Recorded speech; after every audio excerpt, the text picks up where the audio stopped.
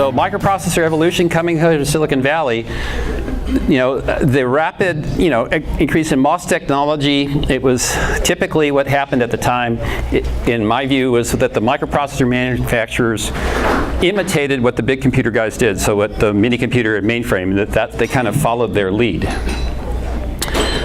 And then they're having these microprocessor wars, and that because everybody was writing in assembly language, somebody would add a new fancy instruction and show you how to use it, and then other people would try and one-up them. That was kind of the state of the art.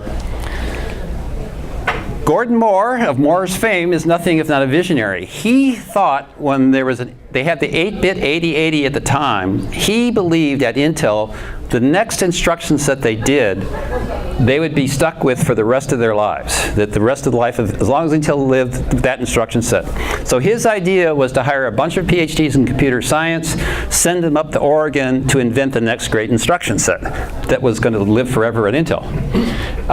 And it's certainly the most ambitious project of the 1970s, if not, of all time. It was a 32-bit, not 16-bit, and it had what's called capability, so it was built-in security into the address scheme.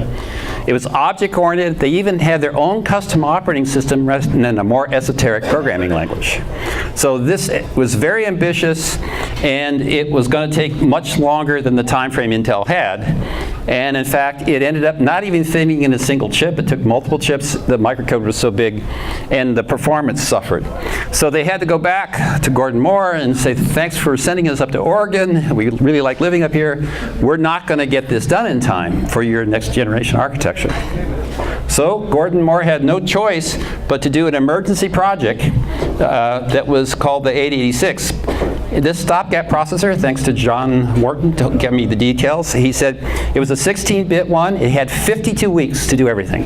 Design the instruction set, software, chip, tape out, have chips available, 52 weeks. Given that budget, they only took 3 weeks to do the instruction set.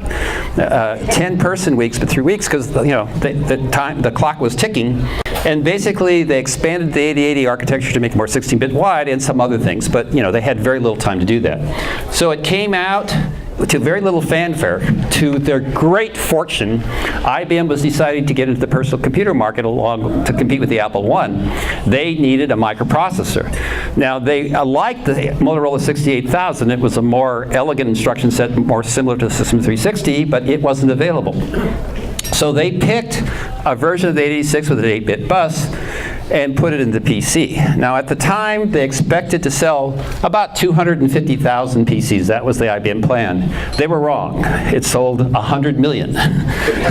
So the 8086, its good fortune was an overnight success, and because of binary compatibility, that's basically what IBM invented as part of the 360. They were binary compatible with the PC software base, which is a very attractive, very important software base. So the future of the 86 was very bright.